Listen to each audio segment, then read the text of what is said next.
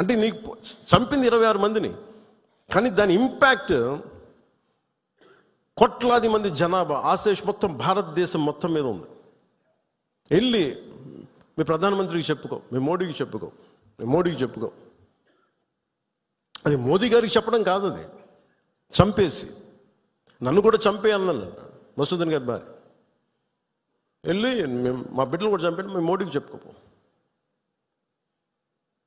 ఉగ్రతలు ఒకటే చెప్పాలనిపించింది. మోదీని అంటలేదు, ఇక్కడ మా అందరిని అంటున్నాం.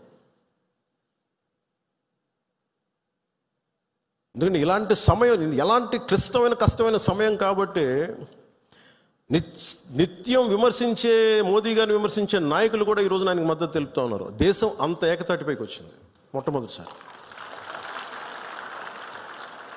ఇలాంటి సమయంలో అంటే నేనేదేంటంటే ఇర్రెస్పెక్ట్ ఆఫ్ మన డిఫరెన్సెస్ అసైడ్, ఉగ్రవాదం మీద మటుకు, హింస మీద మటుకు, ఇర్రెస్పెక్ట్ ఆఫ్ రిలీజియన్ మనందరం ఒకటే మాట మాట్లాడాలి.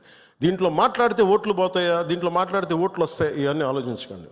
Weather you have spoken truth or not, సత్యమేవ జయతే. నువ్వు ఒకటే మాట్లాడాలి, నేను ఓట్లు వస్తాయని నేను రాలా, మార్పు తీసుకురాగలమా లేదా అనేది రాజకీయాల్లోకి వచ్చాం. ఓట్ల కోసం అయితే నా లాంటి ఇంత తపన పడక్కలు, ఇంత కష్టపడక్కలు. చాలా గొప్ప పార్టీలు ఉన్నాయి, అనుభోగిన నాయకులు ఉన్నారు. కానీ ఒక సత్యాన్ని సత్యంగా మాట్లాడడం చాలా శక్తి కావాలి, దానికి ధైర్యం కావాలి.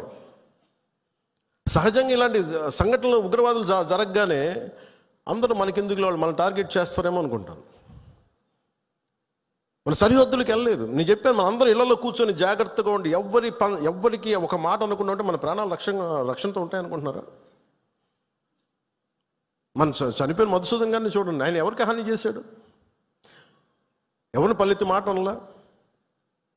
కుటుంబాన్ని తీసుకెళ్ళి కాశ్మీర్ వెళ్తే ఎక్కడ కాల్ చేశారు. He was targeted as a Hindu.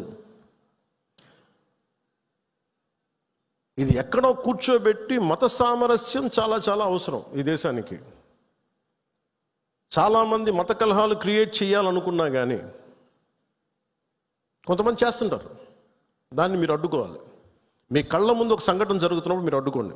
అది ఎవరైనా సరే, ఒక హిందూ కావచ్చు, ముస్లిం కావచ్చు, ఏమది తప్పు అంటే తప్పని చెప్పండి. మీరు ఆ ధైర్యం కావాలి మీ అందరికీ. ఎందుకంటే ఆ ధైర్యం లేనప్పుడు అప్పుడు మన పొలిటికల్ పార్టీగా మనం ఉండడం అనవసరం, ఒక పొలిటికల్ పార్టీ మెంబర్గా ఉండటం కూడా అనవసరం. హార్ష్గా చెప్పమని చెప్పట్లా, గట్టిగా తీవ్రంగా చెప్పమని చెప్పట్లా, కానీ ఇబ్బందిగా ఉంది నువ్వు చేసే పని చెప్పాలి. కష్టం తెలియాలి కదా. ఇది మటుకు మనం నిర్ణయించుకోకపోతే మీరు అందరూ అసలు ఓటు వెయ్యను ఏముంటుందని, అసలు నాయకుడు కానోడు కూడా, ఇంట్లో సోఫాలో కూర్చొని కదలని వాడు కూడా, సార్ ఇది సెక్యులరిజం కాదు సార్, ఇలా మాట్లాడకూడదు అంటే ఏంటి? అంటే ముస్లిం కాని వాళ్ళు చచ్చిపోతేనే మాట్లాడాలి సెక్యులరిజం అంటే? హిందువులకు జరిగితే మాట్లాడకూడదా? That can be defined as secularism.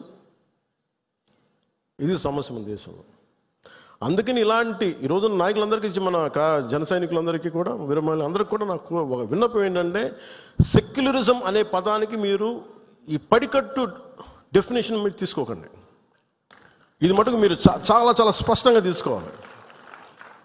నేను చాలాసార్లు చెప్పాను, ముస్లిం సమాజంలో చాలామంది వచ్చి అడిగినప్పుడు మీకు ఏదైనా ఇబ్బంది వస్తే మొట్టమొదటి గొంతెత్తేది నేను, మీకు గుర్తుపెట్టుకోండి.